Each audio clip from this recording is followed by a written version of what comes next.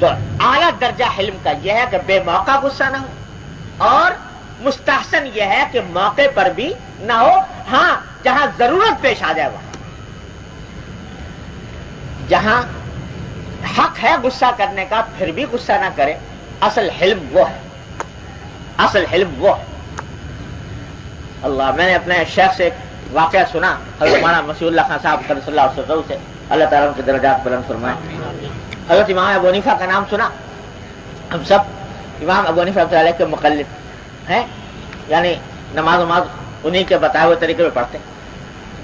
تو امام ابو حنیفہ رحمۃ اللہ علیہ کو آپ نے سنا ہوگا کہ اللہ تبارک و تعالیٰ نے یہ مقام عطا فرمایا تھا کہ عشاء کی وضو سے فجر کی نماز پڑھا کرتے، اور وہ بھی اس طرح ہوا تھا کہ ویسے شروع میں نہیں پڑھتے تھے، شروع میں عشاء کی نماز پڑھ کے سو جاتے تھے، پھر آخر میں شب میں جاگنے لگتے تھے اور تہجد پڑھتے تھے.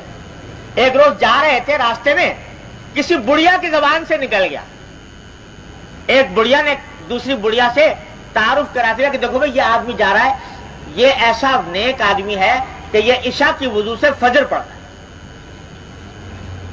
حالانکہ امام ابو حنیفہ اس وقت عشاء کی وضو سے فجر نہیں پڑھا کرتے تھے، لیکن اس بڑھیا کو پتہ نہیں کیسے پتہ لگ گیا، کیسے خیال ہو گیا، اس نے کہا یہ آدمی جا رہا ہے، یہ عشاء کی وضو سے فجر کی نماز پڑھتا ہے، ساری رات اللہ کی عبادت کرتا ہے. اب امام ابو حنیفہ کا سن لیا، اچھا لوگ میرے بارے میں یہ گمان رکھتے ہیں کہ میں اتنی عبادت کرتا ہوں، میں تو کرتا نہیں، اچھا آج سے کریں. چنانچہ اس دن سے امام صاحب نے یہ عہد کر لیا کہ آئندہ میں عشاء کی وضو سے فجر کی نماز پڑھا کروں. یہ ہے غیرت کہ اللہ کی مخلوق کو مجھ سے یہ گمان ہے تو میں اس گمان کو سچا کر کے دکھاؤں. پڑھا کرتے تھے. اب ایک آدمی آپ اندازہ کیجئے کہ رات عشاء سے فجر کی نماز پڑھ رہا ہے، یعنی ایک لمحے کو نہیں سویا. فجر کے بعد اپنے کاموں میں مشغول ہو جاتے تھے، علم کا، تدریس کا، تصنیف کا، جو کچھ بھی کام تھا وہ، اور تجارت بھی تھی، امام صاحب تجارت بھی کرتے تھے. ظہر تک اس میں مشغول رہتے. ظہر کی نماز کے وقت کے بعد اپنے گھر تشریف لے جاتے تھے، اس وقت آرام فرماتے تھے. ظہر سے عصر تک آرام کرنے کا معمول. اب آپ اندازہ کیجیے کہ ایک آدمی ساری رات کا جاگا ہوا، صبح سے کام میں لگا ہوا ظہر تک، اور ظہر کی نماز پڑھ کر جا رہا ہے گھر جا رہے تھے. گھر جا کر گھر میں اوپر کی منزل میں قیام تھا، اوپر کی منزل کے اندر رہتے تھے، تو وہاں پہنچ گئے اور جا کر بستر پر لیٹ گئے سونے. اب ایسے حالے میں جب بستر پر لیٹے، دروازے پر دستک، کوئی آیا، اتر کر آئے نیچے، دروازہ کھولا، ایک آدمی کھڑا ہے، کہنے لگا حضرت آپ سے ایک مسئلہ پوچھنے آیا تھا. ارے بھائی سارا دن ہو گیا، صبح سے اسی کام کے لیے بیٹھے ہوئے تھے، وہ وقت چھوڑ کے اس وقت آئے. لیکن امام صاحب نے کچھ فرمایا، کہا اچھا بھائی فرمائیے کیا بات، کیا مسئلہ پوچھنا. کہا کہ جی بس کیا بتاؤں، جب میں چلا تھا اپنے گھر سے تو مسئلہ ذہن میں تھا کہ پوچھوں گا امام صاحب سے. ابھی راستے میں آتے آتے آپ کو دستک دی، دستک دیتے ہی ذہن سے نکل گیا کہ کیا پوچھنے آیا تھا، یاد ہی نہیں آ رہا.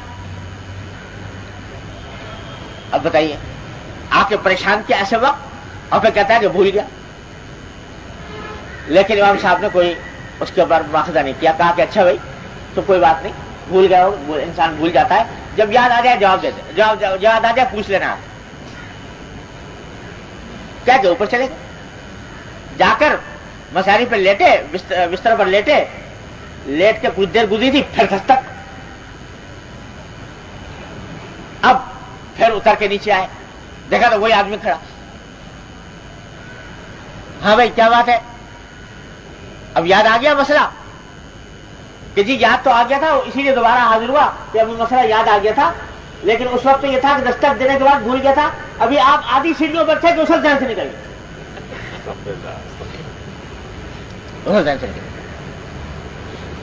اب جناب غصہ دلا رہے، لیکن امام صاحب نے کوئی کہا کہ اچھا بھائی کوئی بات نہیں، بھول گئے تو بھول گئے، جب یاد آئے پوچھ لیں. پھر چلے گئے اوپر. ابھی لیٹے، پھر دستک، پھر اتر کے گئے، کبھی اب معاف کیجیے گا آپ کو بڑی تکلیف دی لیکن اب یاد آ گیا مجھے کیا پوچھنا. اچھا بھائی پوچھو. کہ جی پوچھنا یہ تھا کہ یہ جو انسان کی غلاظت ہوتی ہے اس کا ذائقہ میٹھا ہوتا ہے کہ کڑوا ہوتا ہے؟ یہ پوچھنا. اس سب تکلیف پہنچانے کے بعد سوال یہ کرنا. لیکن امام صاحب پھر بھی غصہ نہیں کیا. امام صاحب نے فرمایا کہ بھائی ایسا ہے کہ اگر وہ تازہ ہو تو کچھ اس میں مٹھاس ہوتی ہے, سوکھ جائے تو تلخی پیدا ہو جائے, کڑواہٹ ہو جائے. تو کہنے لگا جی یہ جو آپ فرما رہے ہیں کہ تازے میں کچھ مٹھاس ہوتی ہے اور خشک میں ہو جاتی ہے کڑواہٹ, کیا کبھی چکھ کے دیکھا تھا؟ یہ سوال. اب اشتعال پر اشتعال دلا رہا ہے. کہا کہ بھائی ہر بات جو ہے وہ خود چکھ کر اور خود تجربہ کر کے نہیں, بہت سی باتیں عقل سے بھی انسان کو پتہ لگتی ہیں. تو عقل سے یہ پتہ لگتا ہے کہ کچھ مٹھاس ہوتی ہوگی بعد میں کڑواہٹ ہو جاتی ہوگی. کیسے جی, کیا دلیل ہے؟ کہا کہ تازے میں مکھی بیٹھتی ہے اور خشک پہ نہیں بیٹھتی. تو مکھی بیٹھنے سے پتہ لگتا ہے کہ اس میں ہے کچھ, کبھی ورنہ وہ نہ بیٹھ. جب یہ سب کچھ ہو گیا تو اس نے آگے ہاتھ جوڑے کہ حضرت خدا کے لیے مجھے معاف فرما دیجیے گا, میں نے آپ کو بہت تکلیف. اصل میں قصہ یہ ہے کہ آپ نے مجھے ہرا دیا. بات یہ تھی کہ کل رات ہم دو دوست بیٹھے ہوئے تھے تو آپس میں یہ بحث چل نکلی کہ ہمارے اس کوفہ شہر کے اندر سب سے زیادہ حلیم انسان کون ہے, سب سے زیادہ بردبار, غصہ نہ کرنے والا کون ہے؟ تو میرے دوست کا کہنا یہ تھا کہ ابو حنیفہ ہے اور میرا کہنا تھا کہ سفیان ثوری ہے. تو دونوں میں مقابلہ ہو رہا تھا. میں کہتا تھا کہ سفیان ثوری ہے, وہ کہتے تھے کہ ابو حنیفہ ہیں. تو انہوں نے کہا اچھا تجربہ کر لو. تو ایسا کام کرو کہ جس سے انتہائی غصہ آئے انسان کو, اگر پھر بھی وہ ضبط کر گئے اور انہوں نے کوئی غصہ نہ کیا تو سمجھ لو کہ سب سے بڑے حلیم ہیں. تو میں نے اس کا طریقہ یہ اختیار کیا آپ کو تنگ کرنے کا کہ ہر مرحلے پر آپ کو اشتعال دلاؤں, غصہ دلاؤں, اور مجھے یقین تھا کہ کسی نہ کسی مرحلے پر آپ کو غصہ آ جائے گا تو میں جیت جاؤں گا. لیکن آپ نے تو مجھے ہرا دیا اور پتا چلا کہ حقیقت میں آپ سے زیادہ حلیم انسان اس شہر کے اندر کوئی اور نہیں. تو ہمارے حضرت فرمایا کرتے تھے, حضرت ہمارا مسیح اللہ خان صاحب اللہ تعالیٰ ان کے درجات بلند فرمائے, یہ قصہ سنانے کے بعد انہوں نے فرمایا کہ بھائی حنفیوں, یعنی ہم سب حنفی اپنے آپ کو کہلاتے ہیں نا, حنفی امام ابو حنیفہ کی تقلید کرتے ہیں.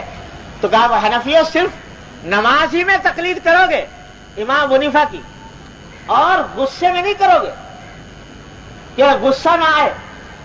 اب یہ امام ابو حنیفہ رحمۃ اللہ علیہ اتنے بڑے امام ہیں, اتنے بڑے مجتہد ہیں, اتنے بڑے فقیہ ہیں اور اتنے بڑے ولی اللہ, اور یہ تنگ کیا جا رہا ہے لیکن غصہ نہیں آتا, نہیں کرتا. حالانکہ حق تھا غصہ کرنے کا. جو آدمی ایسی حرکت کر رہا ہے اس کو لوگ کان پکڑ کے نکال دیتے. یہ سوال بدتمیزی کا سوال کر رہا ہے, بے وقت کر رہا ہے, بے موقع کر رہا ہے, سب حق تھا. لیکن اپنے اپنے اوصلا کی مخلوق کے ساتھ نرمی کا معاملہ کرنے کا, حلم, علم کی زینت. وہ یہ جو مشہورہ کے ساتھ فلاں جو ہے بڑے جلالی بزرگ ہیں, لوگ کہتے ہیں بڑے جلالی بزرگ ہیں, یعنی ہر وقت جلالی کرتے رہتے ہیں, غصہ کرتے رہتے ہیں. تو یاد رکھو جلالی بزرگی جو ہے وہ سنت کے مطابق نہیں, نبی کریم صلی اللہ علیہ وسلم کی سنت کے مطابق نہیں. نبی کریم صلی اللہ علیہ وسلم کی سنت کے مطابق تو جمالی ہے. کہ حضرت انس رضی اللہ تعالیٰ عنہ فرماتے ہیں کہ 10 سال خدمت میں رہا نبی کریم صلی اللہ علیہ وسلم کی, 10 سال, کبھی 10 سال کی مدت میں اف تک نہیں فرمایا, اور نہ کبھی یہ کہا کہ فلاں کام کیوں کیا, نہ کبھی یہ کہا کہ فلاں کام کیوں نہیں کیا. 10 سال. تو یہ جلالی بزرگی ہوئی کہ جمالی ہوئی؟ تو حضور اقدس صلی اللہ علیہ وسلم کی سنت جو ہے وہ تو یہ ہے. ہاں کہیں ضرورت پیدا ہو جاتی ہے کسی کی تربیت کے خاطر غصہ کرنے کی, وہ الگ بات ہے. لیکن فی نفسی اپنا غصہ نکالنے کے لیے اس غصے کو دباؤ, اس غصے کو پیو, اس غصے کو اچھلو. حدیث میں فرمایا نبی کریم صلی اللہ علیہ وسلم نے کہ اللہ تبارک و تعالیٰ کے ہاں، اللہ تبارک و تعالیٰ کے نزدیک کوئی گھونٹ اتنا پسندیدہ نہیں ہے جتنا غصے کا گھونٹ. کوئی بھی گھونٹ پیو اللہ کو اتنا پسند نہیں جتنا غصے کا گھونٹ پینا اللہ تبارک و تعالیٰ کو. الکاظمین الغیظ والعافین عن الناس، غصے کا گھونٹ پینے والا. یہ مشق کرنے سے ہوتا ہے، یہ اپنے اوپر جبر کرنے سے ہوتا ہے کہ غصہ آئے آدمی پی جائے. حلم کا مظاہرہ کرے. انہی امام حنیفہ کا واقعہ کتابوں میں لکھا ہوا ہے کہ ایک آدمی لگ گیا ساتھ گھر جاتے ہوئے اور مسلسل گالیاں دیتا چلا جا رہا ہے. گالی کوسنے جو اس کے پاس ذخیرے میں تھا وہ سب گالیاں سناتا جا رہا ہے. ہم صاحب چلتے چلتے چلتے یہاں تک کہ گھر آ گیا تو رک گئے. امام صاحب نے اس سے رک کے فرمایا کہ بھائی یہ تم نے جو اتنا کچھ کہا ہے چلو تمہاری کلاس نکل گئی کہ نہیں نکل گئی؟ کبھی ابھی اور کچھ دینی ہے گالیاں تو دے لو کیونکہ میرا گھر آ گیا میں گھر چلا جاؤں گا. اگر کچھ ابھی باقی رہ گئی ہو تو اور دے لو کیونکہ اب میں گھر میں گھسنے والا ہوں کہ ایسا نہ حسرت تمہارے دل میں رہ جائے. یہ تو غصے کو پینا یہ بڑی زبردست وصف ہے. اللہ کو کوئی گھونٹ غصے کے گھونٹ سے زیادہ پینا پسند نہیں. حضور اقدس صلی اللہ علیہ وسلم کا ارشاد.